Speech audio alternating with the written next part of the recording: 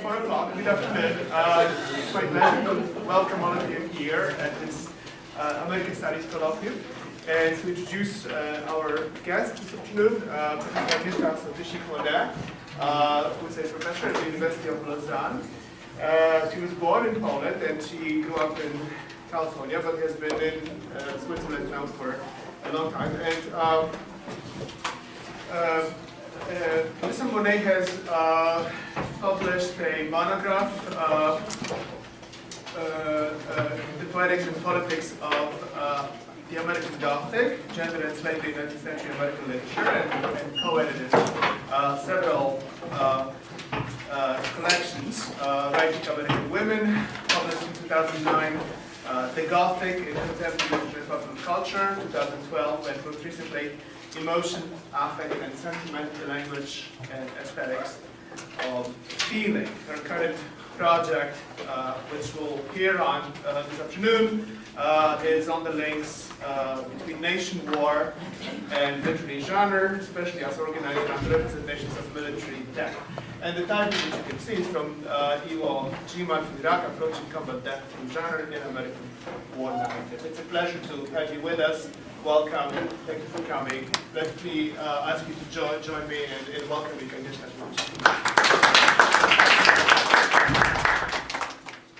Americans live in a war culture. Since World War II, the U.S. has become the most powerful and extensive military empire the world has ever known, with bases or personnel stationed in over 180 countries. It has also become a society whose economy, geography, customs, fashions, its form of entertainment, and even its values have been shaped by military institutions, according to Roberto Gonzalez in his book, Militarizing Culture. So that's more troubling still is the fact that war may now no longer be an isolated event, but a constant fact of life, as Mary Jujak has recently suggested in a book called Wartime, pointing to the way that the United States has been engaged in an ongoing series of smaller military conflicts in addition to the 2 world wars and 2 Asian ones.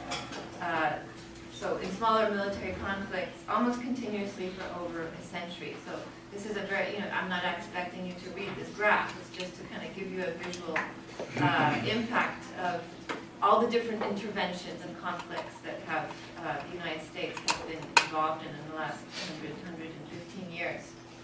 And this is particularly true now as warfare is being replaced, or conventional warfare is being replaced by a heavy reliance on drones and irregular warfare, including special forces, covert ops, SEALs type operations, and so on. So that the American war system now is permanent and global, but largely invisible. War is also ubiquitous in the entertainment industry, with Hollywood and the new gaming empire as particularly important sites. But the synergistic relationship between the military and film industry dates as far back as 1898. When Theodore Roosevelt took his volunteer regiment of Rough Riders to Cuba to fight in the Spanish-American War, and took several Vitagraph cameramen with him. The film they released, which was staged after the battle, called Fighting with Our Boys in Cuba, was a huge hit. And since then, war has remained a major form of both entertainment and business, and often both at the same time. In the context of such ubiquitous and usually positive references to war, many people in the United States believe that war is inevitable, inherent to human nature, effective at solving foreign problems, and perhaps even an exciting personal test or experience.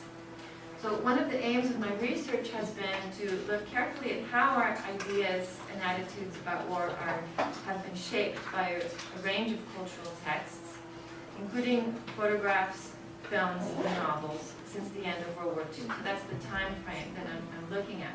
And in particular, I look at the mechanisms by which war is normalized and made appealing through narrative, especially as narrative is organized into several key genres or modes or formulas, which I will explain in just a moment. But an even more specific aim of my research has been to confront an issue that is always at the core of war discourse, but rarely its explicit focus, namely death in combat. The status of death in discussions of war is basically that of an open secret, both obvious and occulted, too apparent to need reminding, and yet rarely examined in full. I will be arguing that combat death is a highly ambivalent and emotionally charged concept, far more than literature and film scholars are able to account for with their conventional tools. It has the potential, so combat death, the representation of combat death, has the potential to fuel powerful denunciations of military activity, and has often been the site of anti-war rhetoric, so reminding people that that's one of the consequences of war. But more often, however, combat death is represented as an event of great generative and even redemptive power. The religious undertones of the term redemptive are no accident. The language of combat death generally tilts towards the religious register, starting with the word most frequently used to describe such deaths, which is sacrifice, derived from the Latin sacre, holy, sacred, and factio, do, make. The word sacrifice literally means to make sacred. When applied to the death of a soldier in combat, sacrifice implies that the death has agency of some kind, that it makes something sacred. What? What does it make sacred? The simplest answer is the cause for which he dies, namely the nation and the collectivity for which it stands. So this is the tacit but visible point in military funerals of placing a national flag on the soldier's coffin, then folding it and giving it to the soldier's family in exchange, as it were, for the body that the family has given to the nation. As Marvin and Engel explain this custom in their book Blood Sacrifice in the Nation, the soldier's body and the flag for which he died become symbolically fused in death, and the flag acquires the emotional charge of the soldier's death and stands in for that body, while the dead serviceman is ritually integrated into the timeless, eternal sphere in which the nation allegedly exists. And think about rhetoric of nationalism. It's always trafficking in the words always and forever, forever enshrined in our memory. We will always remember. We will never forget.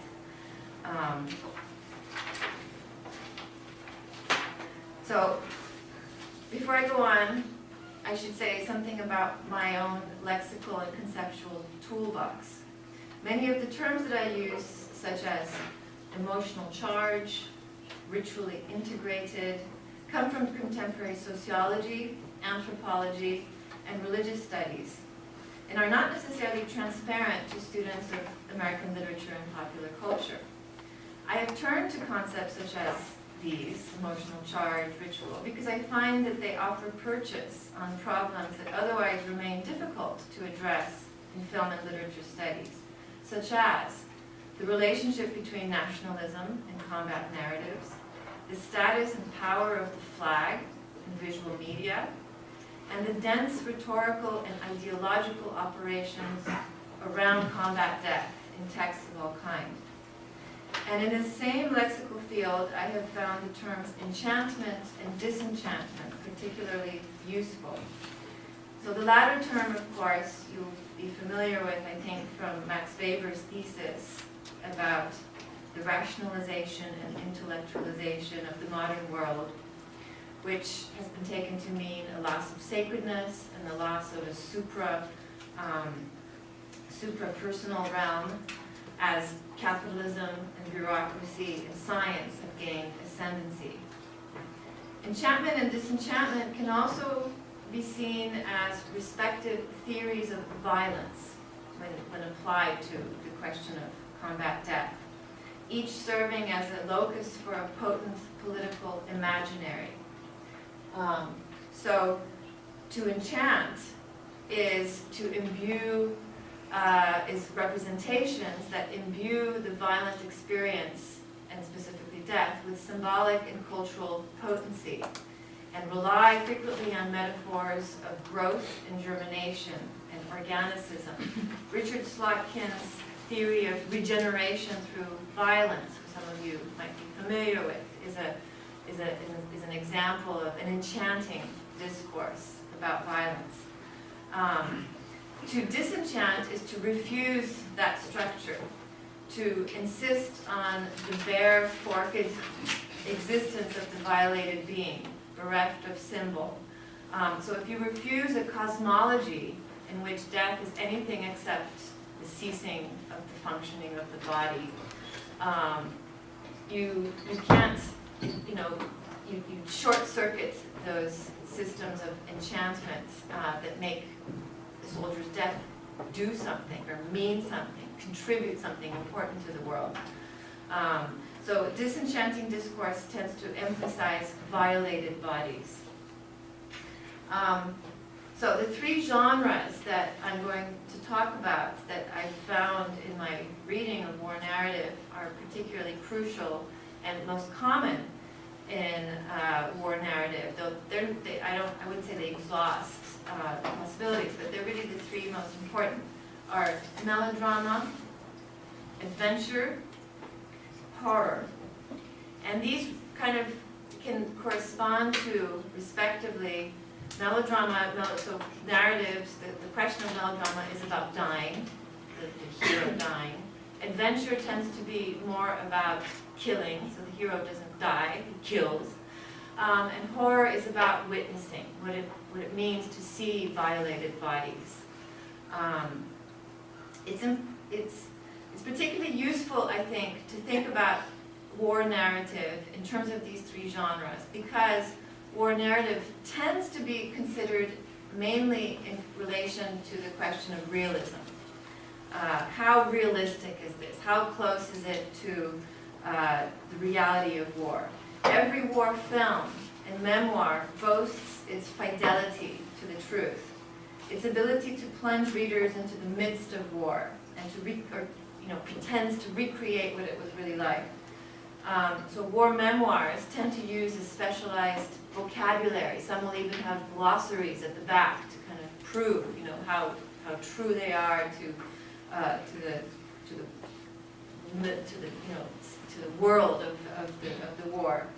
And war films have, ever since especially Saving Private Ryan, tried to prove their credentials of plunging you into the midst of the battle by this kind of, I find, silly convention of splattering the camera lens with blood to suggest that the viewer is really, you're really there. You're so much there that the camera that you're identifying with is sprayed with blood, which is actually ironic, I think, because you'd think that the camera, reminding that you're looking at something through a camera, would remind you that the film is an artifice.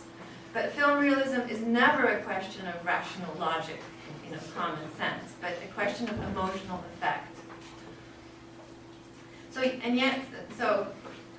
Therefore, the movie audiences tend to forget that their watching experience is nothing even remotely like war. Emotions are stirred up, suspense, excitement, horror, grief, relief, and they seem real enough in their safe, virtual way. In the 1960s, many young men, like Ron Kovic, author of Born on the 4th of July, enlisted in the military thinking Vietnam would be like the World War II movies they'd seen. And that's what he says, and that's what they say in their memoirs. We thought it was going to be like Sands of Iwo Jima. Their disappointment and horror at how wrong they were led to the greatest anti-war backlash in the history of America. So my research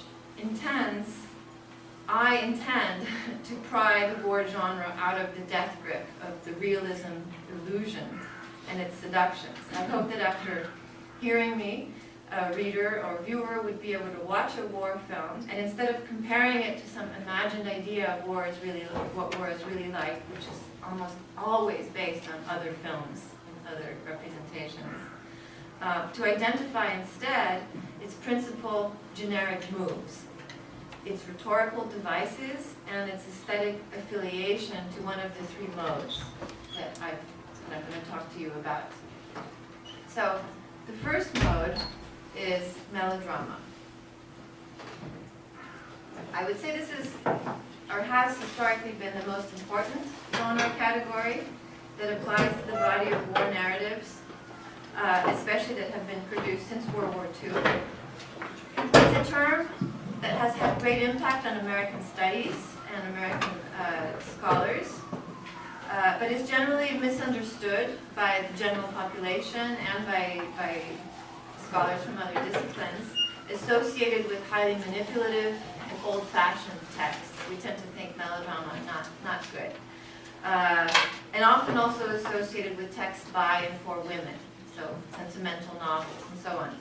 In American studies, 19th century literature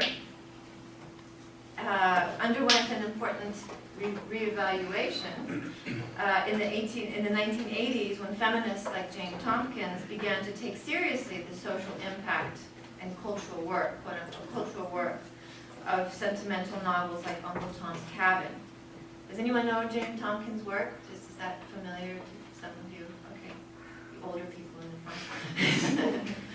front. In a related field, Peter Brooks, working in comparative literature and drama studies, and so working on Balzac and Henry James, also contributed to the rehabilitation of the term melodrama against the critical consensus that saw melodrama as a trivial and debased commercial form.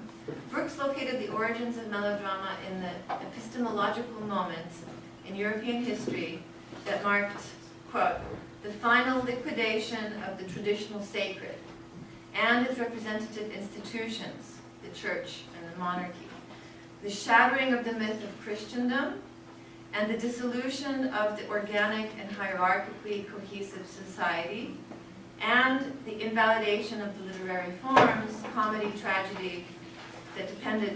manners and tragedy that depended on such a society.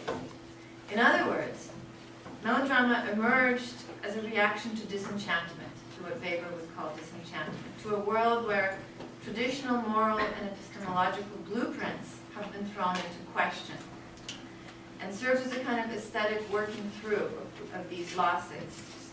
So, against the backdrop of the uncertainties and ambiguities of modernity, melodrama rehearses narratives of moral disambiguation, the recognition of virtue and villainy, and the pleasures of a moral mapping of the world.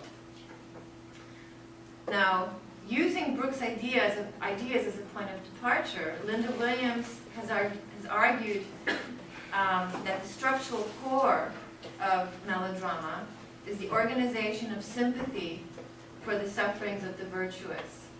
In this book, in particular, playing the race card, and the key function of this victimization, this suffering of the virtuous, is to orchestrate the moral legibility, which is crucial to the mode. So this moral mapping, who is virtuous, who is villainous. Like Brooks, Williams sees moral legibility as one of the main functions of melodrama, offering audiences the pleasure of discerning virtue and villainy from the moral ambiguities of modern secular society. Williams has also suggested that, by the way, does anyone know Williams' work here? Not really, maybe a little bit, okay. So Williams has also suggested that melodrama is the best and most accurate description of the serious narrative and iconic work performed by popular American mass culture. She sees it not as a genre, but as a mode that informs a large range of specific genres and cultural forms. And she sees it as a perpetually modernizing form that typifies popular American narratives. Along the specific key features that she identifies and discusses, one of the most original and interesting is the dialectic of pathos of inaction, a give and take of the too late and in the nick of time.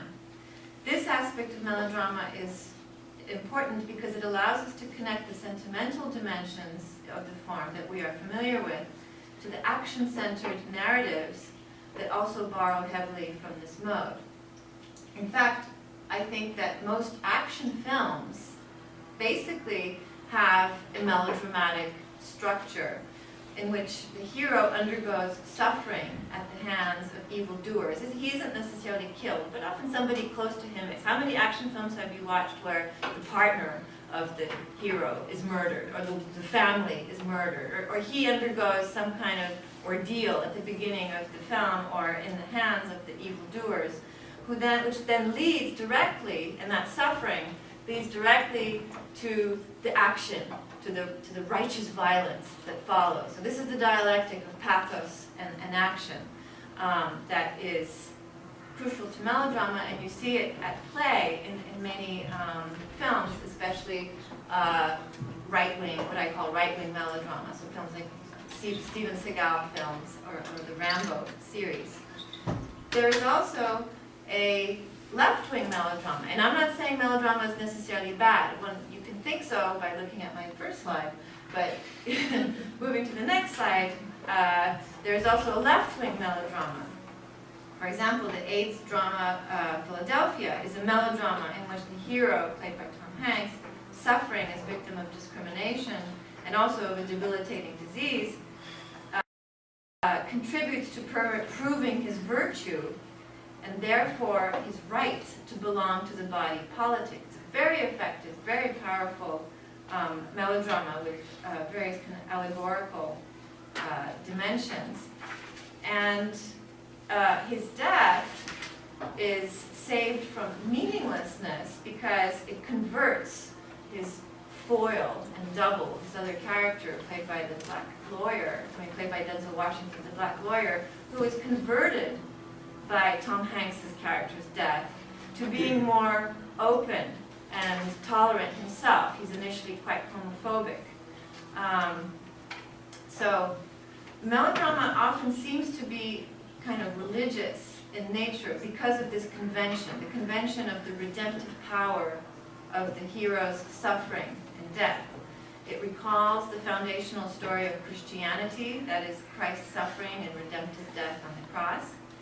And yet, I would argue that although modeled and perhaps dependent in some way on this original story of self-sacrifice, melodrama is not overtly Christian or necessarily religious, except in its connections and its insistence on hidden connections between things, that there's kind of an invisible world of effects and meanings. But it doesn't have to be explicitly religious. So for example, in the film Titanic, the mechanism by which Jack's death converts Rose to the more full and active life that she goes on to have is fueled essentially, one which is fueled by his values and his energy.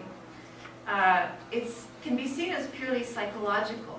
He inspires her. But on the level of narrative, his death is also thereby somehow redeemed. It's not purely in vain. It's not just purely a horrible tragedy. It inspires her to a fuller and better life. And it is this seemingly secular sense of redemption that is at the heart of melodrama's immense power and presence in American popular culture. So, one of the things that my research aims to show, that I argue, is that melodrama lends itself particularly well to the narration of combat death, because it shares with militarism as a discourse, an intense desire that death be meaningful and potent, and not meaningless and in vain. Both melodrama and militarism abhor the idea of deaths that are for nothing. In fact, I believe that it is no coincidence that melodrama emerges as a cultural formation at exactly the same time as the modern nation state and its romantic doctrines of nationalism and organicism, the idea that the nation is like a living organism. So, like melodrama, nationalism has also been considered by scholars as a reaction to the loss of religious coherence in Europe, that is, as a secular substitute for religion. And I have a whole section on this in my book, but I won't go into it now. The theory of how nationalism and religion overlap, except to point out one thing. The undeniable fact that nation-states have taken over at least one of the defining features of pre-modern religion, that is, the right to organize killing and dying, and with it, the ability to mobilize intense passions and emotions. What is the only entity in our world who has the right legitimately to kill? It is the nation in supposedly self-defense. And to ask people to die for it, it is the nation, supposedly for its, because it needs to or wants to. Death is, of course, not what is uppermost in the minds of people when we're thinking about patriotism and patriotic feelings. Yet, when scholars speak of national identity and a feeling of belonging, and they speak about the passions of those, the intensity of those feelings, they inevitably find themselves talking about the issue of how nations inspired their members to die for them, and the problem that poses. How come? How did Benedict Anderson, with his book Imagine Communities, who you might know, begins and ends his book with this question. And he begins his book by saying he's going to answer it, and he ends his book by saying, I don't think I really answered it. I don't think that the newspapers and press and museums answers the question of how come people are willing to die for these imagined constructions and communities. And I think that one of the things, so what Benedict Anderson's theory doesn't cover is affect. And the fact is that we live our national identity not just as an idea, but as a structure of feeling. We live our national affiliations as emotional attachments, as a sense of loyalty, as a sort of a sense of kinship.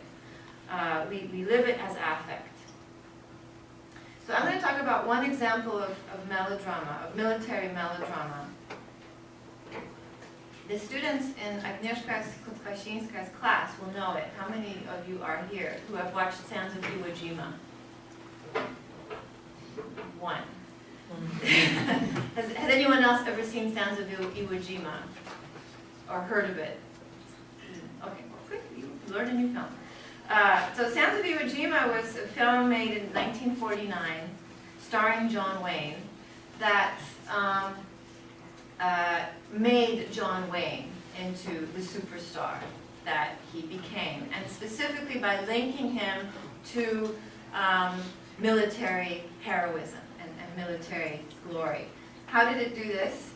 In two main ways. First of all, it linked John Wayne to this famous photograph called Planting of the Flag on Mount Suribachi on the island of Iwo Jima. And this is a still from the film, which is an exact reproduction of the famous photograph by Joe Rosenthal. The backdrop for this photo is a battle that was really one of the bloodiest of World War II. And it came very much at the end of World War II. Americans were tired already of 4 years of fighting in the European theater. This is 1945. This is in the Pacific theater. Nobody had been told that there was going to be some island named Iwo Jima taken. And suddenly newspapers are telling Americans that thousands of American soldiers, Marines, are dying on this island. And this operation that was supposed to take 3 days took a month. And 20,000 soldiers were either killed or wounded on Iwo Jima. So that's the backdrop against which this photograph was received in American culture with such great emotion. It's a photograph that does not show any sign of this mass death, except perhaps in the debris. But instead it shows, this very iconic, this very charged image of the flag being planted. So it links John Wayne to this very important photograph. And then the second thing that the film does is, instead of showing him as being extremely heroic, which you would think it would do, and doing incredibly courageous exploits all the time, he does like one or two. But what the film does instead is show him suffering. most of the time. It structures itself as a melodrama with John Wayne as a suffering, virtuous hero, a silent sufferer and an object of sympathy. He's an alcoholic. He's in pain all the time from his family having fallen apart. He's tough on his men.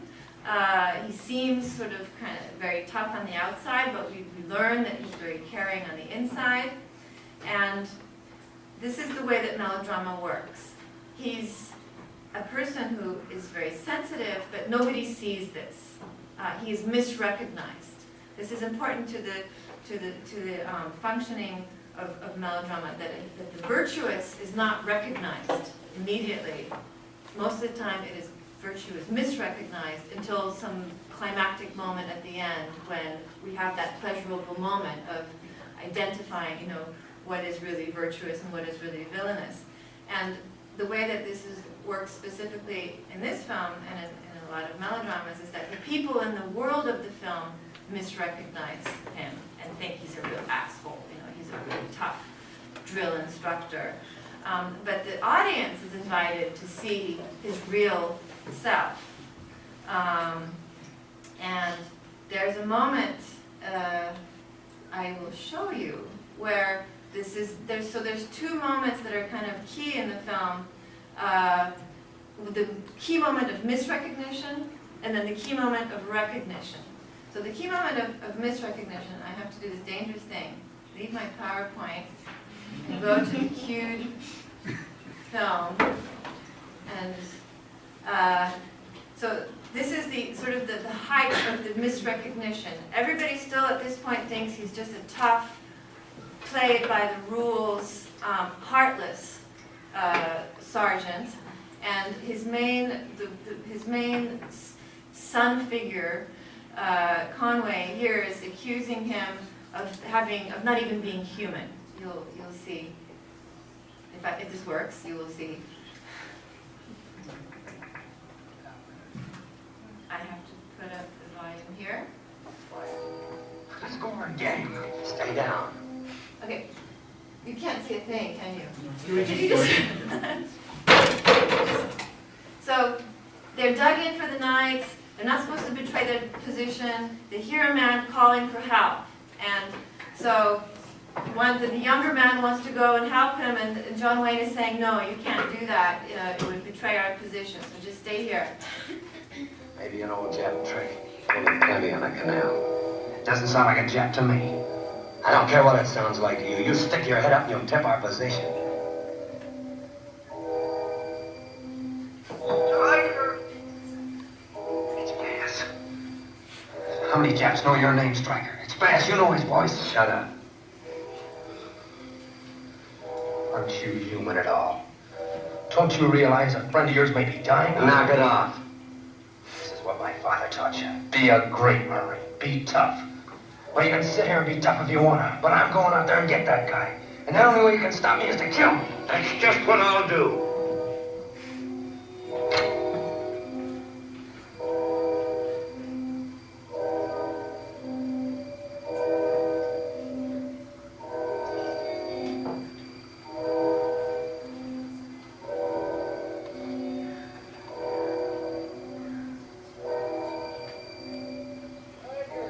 Watch his face, John Wayne's face.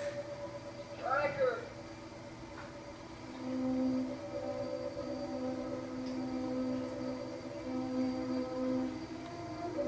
Start! Striker!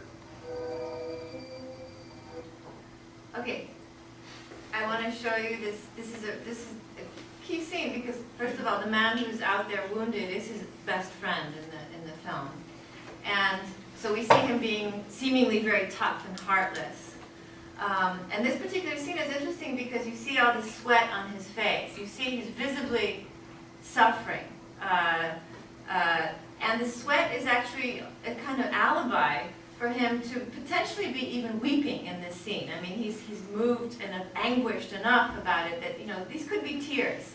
But, this film kind of gives him a little bit of a manly excuse, by having him sweat and, at the same time. So, but this is a scene where you see And we're the only people, that is the audience, knows, is allowed to see this close-up of his face, whereas all of his men are just thinking that he's this heartless brute. Okay, so that's the key scene of misrecognition. We can maybe turn it on. I will go back to... Okay, then the scene of the recognition of his virtue is the last scene where he dies. So it is important that he dies. The ultimate form of suffering. He's lying face down, and his men find a letter on him, and they read it out loud. It's a letter he's written to his son. So again, we've got all this kind of melodramatic family issues.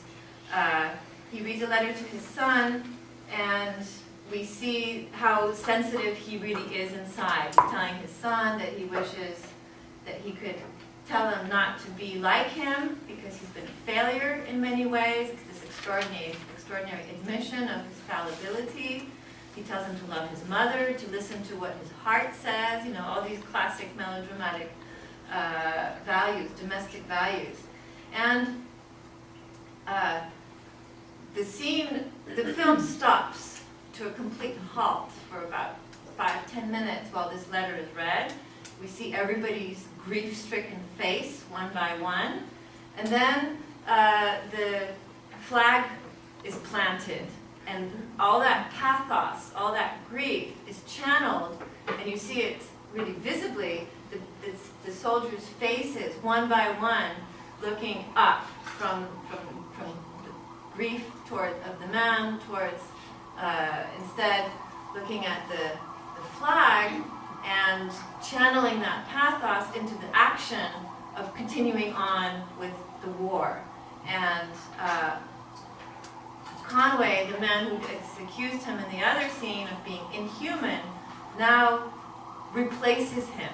He's the one who says, I'm going to finish this letter, and he says, saddle up, using the signature term that Wayne uses throughout the film, so kind of speaking in his voice, taking his identity, and says, okay, we've got to get back to the war. So we have the death that leads to the conversion. Here it's the conversion of Conway. And you see, okay, yeah, they're looking at the flag, and you see all of their kind of determined faces now. They're going to go back into the war and win it. So think of this structure in relation to war films that you have seen where not necessarily the hero dies, but some very important character, one of the main characters dies, and the values of that character are transmitted to some other character. So Platoon, the top one is from the Green Berets, which I'm sure you guys haven't seen, but it's another very important John Wayne film. And then, does anyone recognize what this one is from?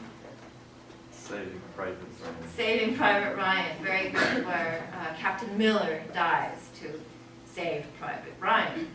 Okay, so then you go on to the other two genres. I won't talk quite so long about each one. Melodrama is really the heart of my research. I think it's the most important one. But adventure is very important too. So adventure has been defined by John Kuwelty, who's written a lot about different genres, as focusing on a character with whom the audience identifies, who goes through some frightening perils to achieve some triumph. And the basic moral fantasy of adventure is victory over death. So the hero does not die. Historically, adventure, instead, as I said before, the focus is on killing rather than dying. The hero discovers that he can kill, or he must kill. He often travels to a border or a liminal place. This almost always involves going to some other location away from the law-abiding center, as it were, of society, to going to some kind of peripheral place where law is relaxed. And often, historically, adventure has been intertwined or closely linked to colonial adventure, colonial zones, and racially marked adversaries, so that it's okay to kill them because they are racially marked as other. The main affect of adventure is pleasure. The main affect of melodrama is sympathy. The main affect here, both for the character and especially for the viewer or reader, is pleasure. Very frequently, adventure stories, narratives are linked to, in some way, to rites of passage or coming of age. The hero goes to the dangerous place, overcomes death, becomes a man because of this experience. The issue of male bonding is often very important. The homosocial relationships between men, the whole idea of band of brothers is very present in these kinds of stories. And so this brings us to the question of, thank you very much, of warrior masculinity. Masculinity has historically been an important part of warrior identity and vice versa. And this link between manhood and war has been linked, so that war has been often seen as a contest between men, mainly, with manhood itself as the prize.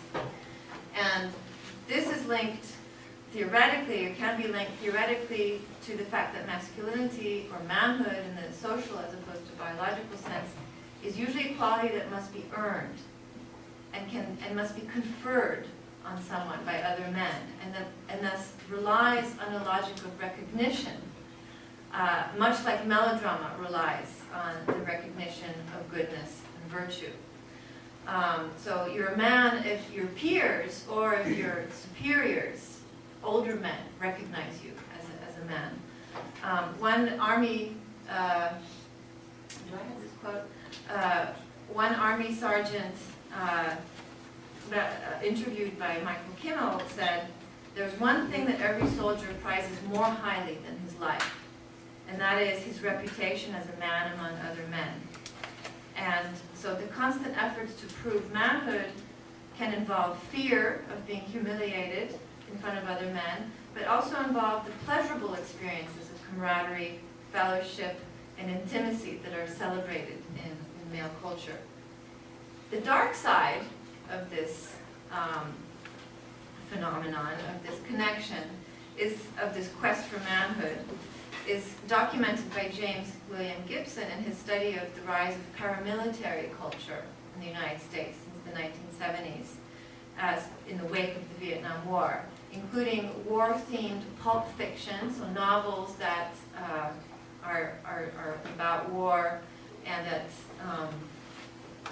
use a kind of pornographic structure, but instead of sex, there's violence and there's penetration. They're not sexual, they're violent with weapons and knives and so on. And also the whole world of first-person shooters, which also tap into this whole kind of phenomenon. And again, many films, specifically of the last 5 years, I really see since 2008 a kind of rise in this particular narrative, are adventure films, or use this structure of adventure one way or another. American Sniper, Lone Survivor, Zero Dark 30, the recent Brad Pitt film Fury. Did anyone see that? It's like this gore fest. And The Hurt Locker. Now, the funny thing is that many films these days combine different genres. So they will combine adventure with melodrama, and they will often combine horror now with adventure. But the basic kind of fundamental, basic common denominator is that it's the story of a hero who touches death and is transformed by it and survives, and discovers that he has either a taste or a talent.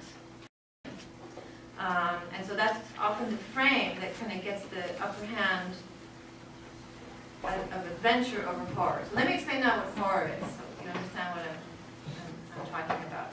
This is the last genre. So the third main mode can be described as a kind of spectrum that runs from black humor to graphic body horror.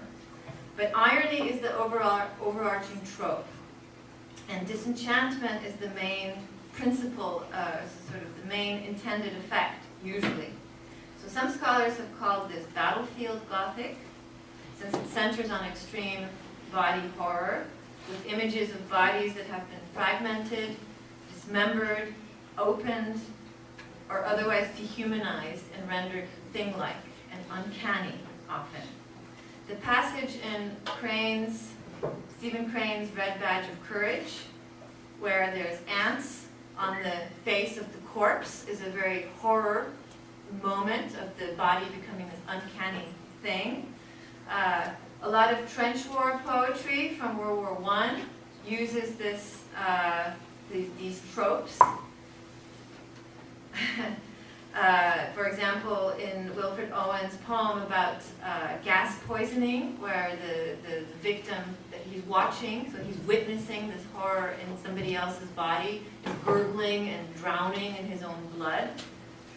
And Ernest Hemingway short story from 1932, A Natural History of the Dead, has a scene in which the narrator describes what happens to dead bodies when they're left in the sun for a while, a few days. He says they grow larger each day until sometimes they become quite too big for their uniforms, filling these until they seem blown tight enough to burst. The individual members may increase in girth to an unbelievable extent, and faces fill as taut and globular as balloons. And as we can see from this description of faces like balloons, black humor is never too far away from this mode, since the fundamental rhetorical mode at work here is bathos, which is a movement from elevated speech, the elevated speech we associated with war, and its ideals, to a deflated vision of reality, grounded in the body and its violation. And what often seems like bad taste and disregard for the dignity of the fallen is actually rooted, I believe, in a profound compassion and pity for the dead. It wants to remind readers that glory and honor are just empty words in the presence of real bodies which have been broken by the weapons of war. Meat is a word that often comes up in the context of horror. And I would argue that, like Judith Butler in her book Precarious Lives, the disenchanting mode of horror insists upon the fragility of the human body in order to argue for a more ethical approach to human fragility. Since human life is precarious and fragile and fleeting, and the official language of militarism works to camouflage this fact with euphemistic rhetoric that denies the reality of combat being injuring. The point of horror is to remind us of that.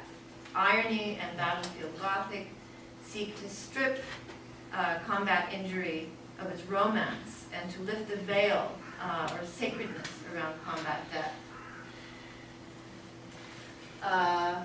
Right.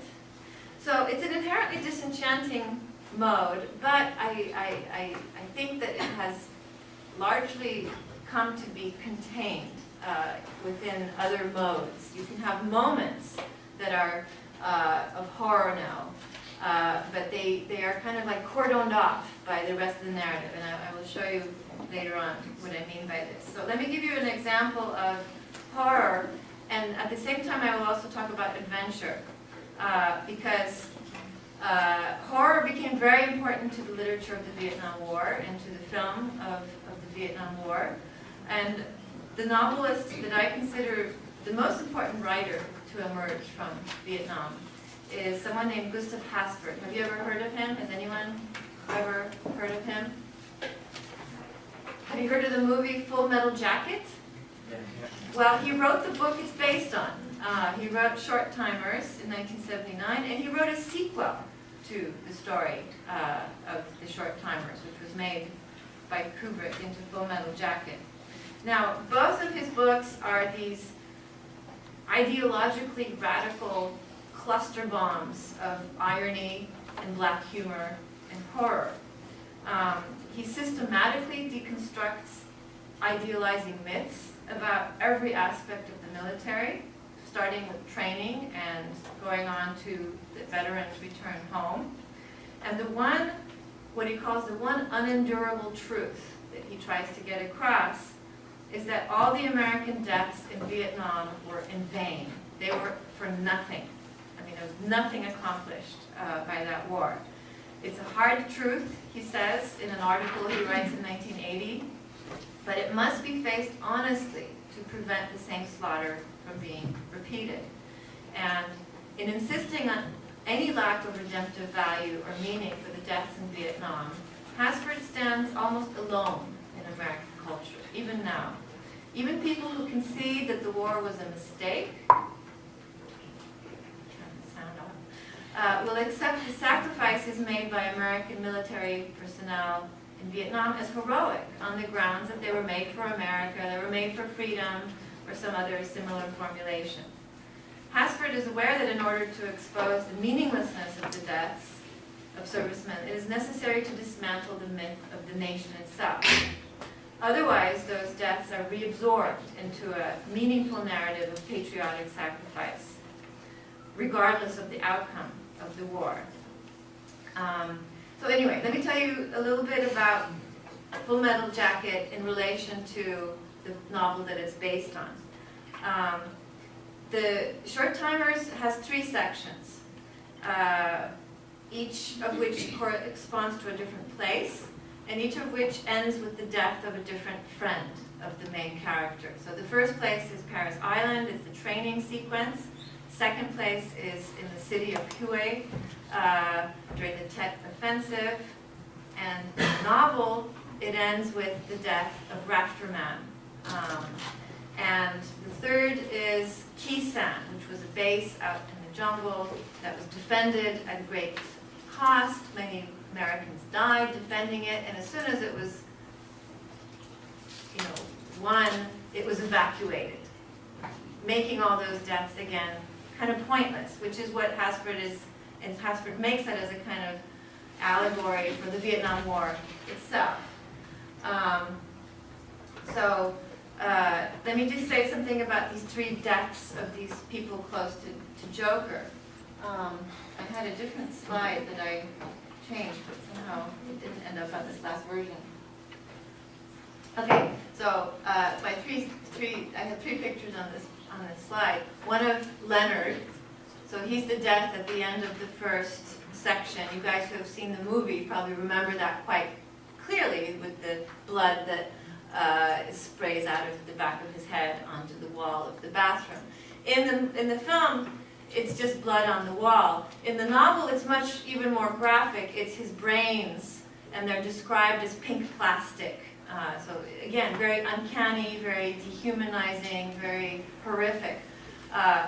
In the novel, Rafterman, his best friend in the second part of the novel, is killed, and he's run over by an American tank, and he's alive for a few moments after he's cut in 2, and he tries to stick his intestines back into his body. This is not what happens to him in the film. In the film, Kubrick doesn't have him die at all. And then the third important death in the novel is Cowboy, Joker's best friend, who is killed. And Kubrick keeps this, but he changes it in a very significant way. So let me show you and I'm getting to the end. I have about 5 more minutes. Let me show you the scene the way it's narrated in the book. So this is horror, I'm arguing. It is a very clinical, very graphic description of the body turned inside out.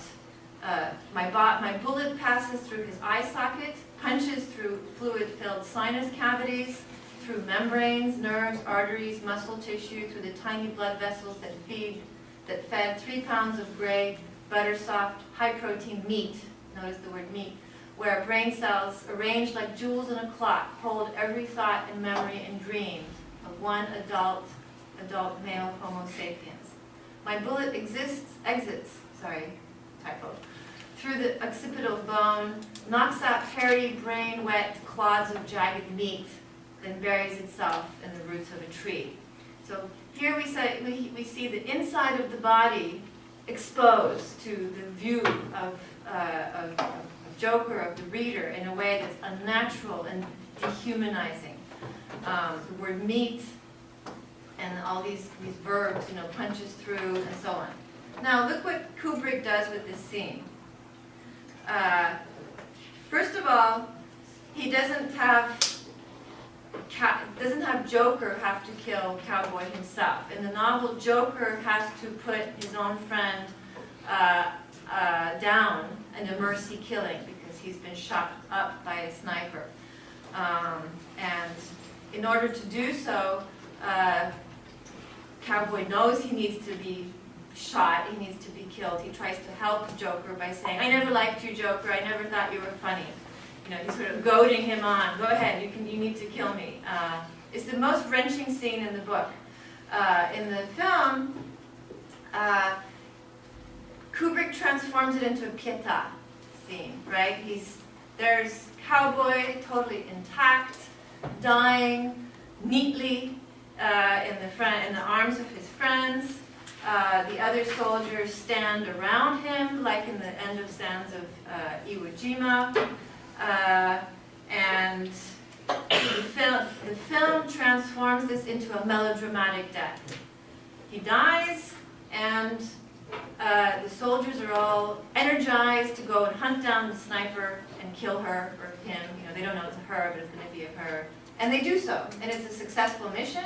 And at the end, they're all happy. They're singing Mickey Mouse, the Mickey Mouse song, and they're coming and they're walking and they're going back. And so this is where the adventure narrative kicks back in. Joker has gone to the dangerous border. He's touched death. He's had to kill. He's discovered he has a gift for mercy killings, in fact. Although here he's just, he kills the sniper instead of killing Cowboy. And he's going home thinking about sex, and the soundtrack starts to play music.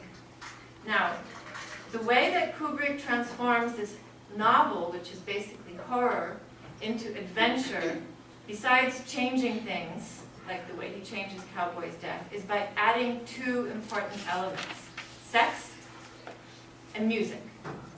So the sex he adds by adding two prostitute scenes, and so helping make this film into a kind of coming-of-age, rite of passage story, because we move directly from Joker having seen Leonard kill himself in this very dramatic moment to 2 seconds later negotiating successfully for sex on the street of Saigon with a prostitute. He's confident, he's confident, and he's